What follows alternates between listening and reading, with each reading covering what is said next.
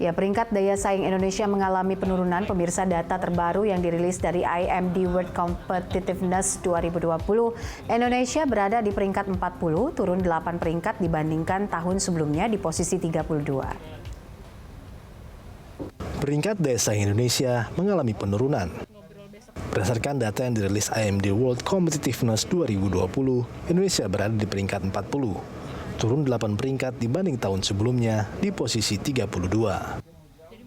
Padahal dalam beberapa tahun belakang, terlihat daya saing membaik.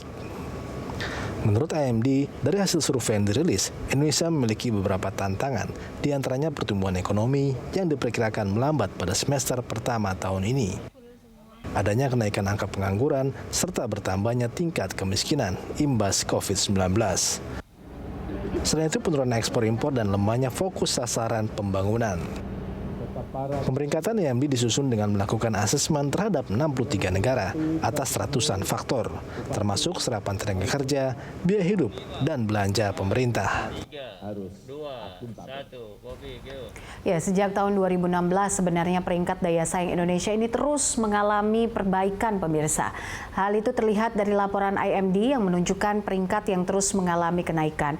Sementara pada tahun 2020 ini melorot 8 peringkat yang juga terjadi di aspek-aspek seperti kinerja ekonomi, kemudian juga ada efisiensi pemerintah dan bisnis hingga infrastruktur. Lantas bagaimana pemerintah merespon hal ini dan upaya-upaya seperti apa yang akan dilakukan untuk menyelamatkan daya saing Indonesia? Langsung saja kita akan membahasnya bersama Deputi Bidang Koordinasi Ekonomi Makro dan Keuangan Kemenko Perekonomian, Iskandar Simorangkir, dan juga Guru Besar Fakultas Ekonomi dan Bisnis Universitas Brawijaya, ada Prof. Erani Yustika bersama kami. Mungkin saya akan menyapa kedua narasumber saya. Terima kasih sudah bergabung Pak Iskandar dan juga Prof. Erani. Sama-sama. Ya. Saya mungkin ke Pak Iskandar dulu untuk menjawab tantangan ini. Sebenarnya kita beberapa tahun ini sudah cukup gembira begitu dengan meningkatnya daya saing Indonesia yang terus naik begitu beberapa tahun belakangan ini. Namun di tahun ini kita dikejutkan dengan turunnya peringkat daya saing Indonesia menurut IMD di tahun 2020. Bagaimana pemerintah sendiri menjawab hal ini? Hilang suaranya. Ya, Pak Iskandar. Halo. Baik, sepertinya saya masih memiliki gangguan komunikasi dengan Pak Iskandar. Mungkin saya ke Prof. Erani dulu. Prof. Erani, apakah Anda mendengar saya? Internetnya kayaknya tidak stabil, kurang stabil. Baik, internetnya kurang stabil. Tapi apakah Prof. Erani mendengar audio suara atau suara saya dengan jelas saat ini? Iya, kecil, suaranya kecil. Baik, saya coba untuk menanyakan satu pertanyaan dulu karena tadi kita punya gangguan komunikasi dengan Pak Iskandar. Peringkat daya saing Indonesia turun 8 peringkat. Padahal dalam beberapa tahun belakangan ini kita mengalami kenaikan peringkat daya saing. Ini mengejutkan ketika 2020 Indonesia turun 8 peringkat. Menurut Anda apa yang menjadi faktor penyebab turunnya daya saing Indonesia saat ini? Saya kira juga agak kaget saya mencermati publikasi yang terbaru dari IMD ini. Dan saya kira mestinya seharusnya dengan langkah-langkah yang dilakukan oleh pemerintah itu ada perbaikan yang terus-menerus dilakukan. Oleh karenanya yang pertama menurut saya, satu, harus dicek terlebih dahulu variabel-variabel apa saja yang mengalami perburukan tadi. Nah, yang kedua, ditemukan hal lain yang berlari lebih cepat atau yang mengalami perlambatan tadi itu sehingga dikejar oleh negara lain. Penting. Nah, dua hal itu tentu penting untuk segera dilakukan. Saya pernah bukan menangani tetapi mengikuti perkembangan dari dekat lah ya, upaya-upaya untuk melakukan perbaikan daya saing ekonomi Indonesia dari mulai pembangunan infrastruktur, masalah perizinan dan seterusnya. Nah, salah satu yang menjadi persoalan sampai hari itu adalah ICOR kita, incremental capital output ratio, yang cenderung masih tinggi di atas 6 angkanya tadi itu. Nah, barangkali hal-hal semacam itu yang perlu diselidiki lebih lanjut. Hal semacam itu yang perlu dianggap saja apa yang sudah diumumkan hari ini itu sebagai bahan baku yang bagus untuk melihat kembali lah seperti apa saja yang sebetulnya dialami oleh Indonesia sehingga peringkat itu mengalami penurunan. Nah, yang berikutnya saya terus terang belum berani untuk menyampaikan secara spesifik apa penyebabnya karena masih dilihat satu persatu. Atau barangkali nanti pemerintah dalam hal ini Pak Iskandar Semorangkir bisa memberikan informasi lebih detail. Namun dalam beberapa hal saya kira pemerintah kan dalam 5 tahun terakhir ini sudah bekerja amat keras untuk itu. Bahkan untuk ease of doing business BKPM diberikan tugas khusus untuk mengawal ini supaya perbaikan-perbaikan itu terus dikerjakan oleh pemerintah. Saya kira itu untuk sementara yang bisa saya sampaikan menyikapi adanya penurunan peringkat dari IMD tadi itu. Pak Erani, apakah ini juga ada salah satu faktor karena kondisi pandemi dan juga uncertainty global yang terjadi saat ini? Anda melihatnya seperti apa? Karena kalau kita lihat kan kalau kondisi pandemi COVID-19 artinya Indonesia never walk alone. Tapi ada 5 yang bertengger di sana yang bisa survive dengan kondisi pandemi yang melanda dunia saat ini. Salah satunya Singapura, kemudian Denmark, Swiss juga mereka tetap survive begitu. Pertumbuhan ekonomi sudah pasti semua negara pasti mengalaminya begitu. Apakah ini juga yang menjadi faktor utama kalau misalnya kita berandai-andai begitu? Menurut pendapat Anda seperti apa?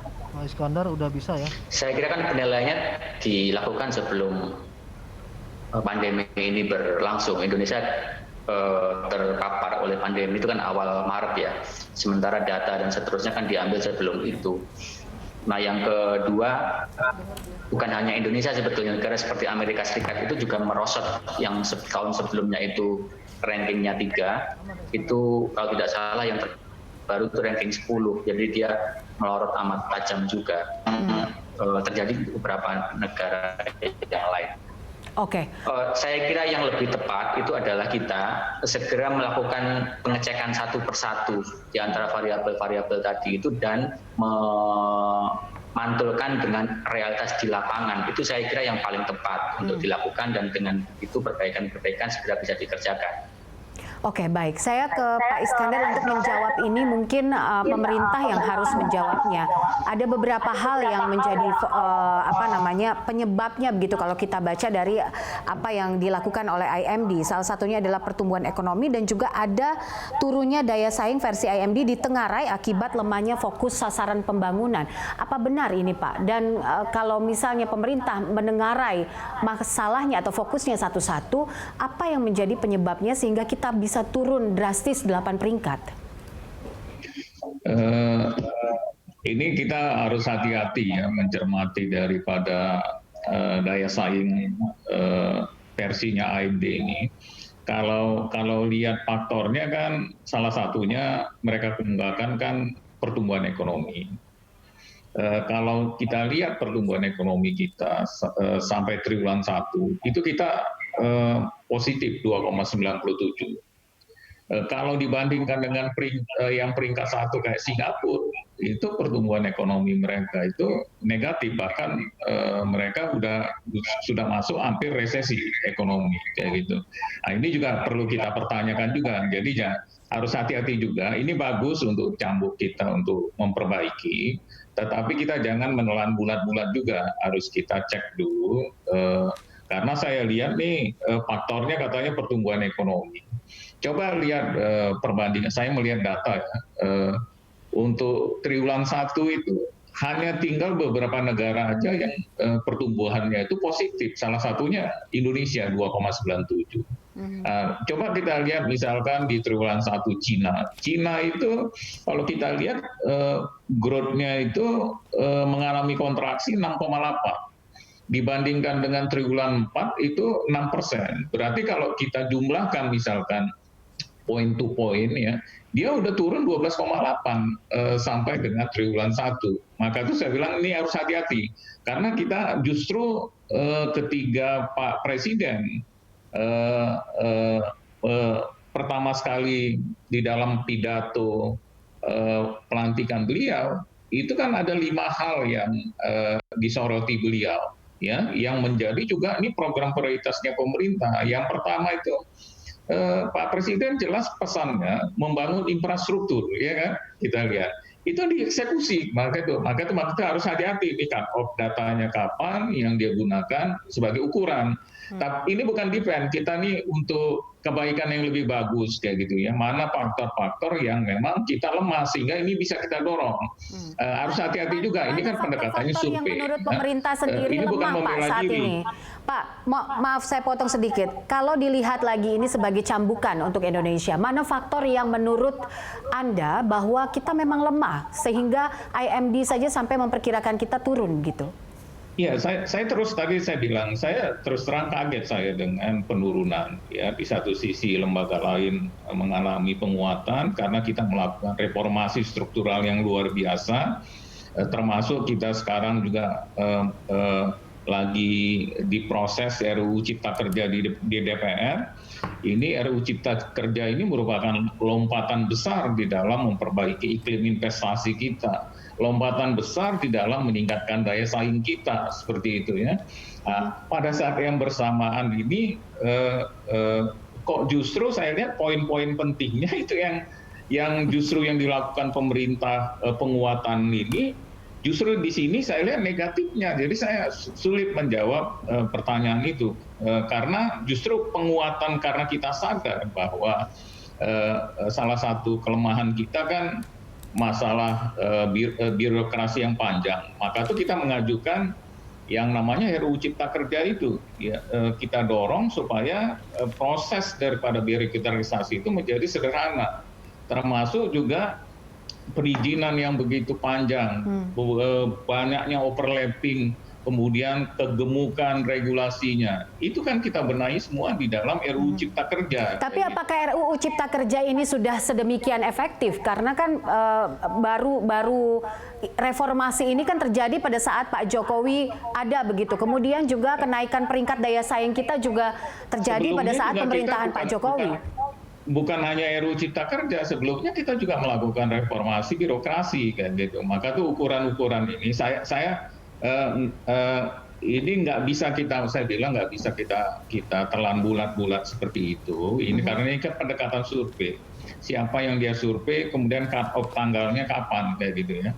Kalau saya melihat sekarang, misalkan anggap aja misalkan tahun lalu, kita tuh rata-rata pertumbuhan kita 5,02% 2019 kalau ukurannya. Dibandingkan dengan negara-negara lain, hanya tinggal berapa negara aja yang pertumbuhannya 5% kayak gitu. Terus kita kan melakukan langkah-langkah debirokratisasi, walaupun itu belum tuntas ya. Bisa jadi beberapa hal ini harus kita perhatikan ya, apalagi di tengah COVID ini kan pengumpulan data sulit. Maka tuh saya terus terang saya bilang karena walaupun saya udah baca pokok-pokoknya, maka tuh saya agak heran juga. Misalkan dia kemukakan di sini. Ya, tidak jelas untuk mendukung bisnis kecil karena kurangnya daya pemetaan UMKM.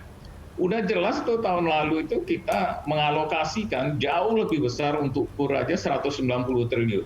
Udah kita petakan daerah-daerah mana ya perlu kita dorong UMKM-nya gitu. Justru ini salah satu kelemahan, maka tuh saya masih banyak misteri dari ini. Tapi artinya kalau dibilang dari pertumbuhan ekonomi ini tidak sepenuhnya benar ya, bahwa ini dijawab oleh pemerintah, pertumbuhan ekonomi kita tidak melorot amat begitu seperti negara yang lain. 5% gitu. Coba lihat di dunia, kita sekarang udah India aja tuh udah kita kalahkan. Baik.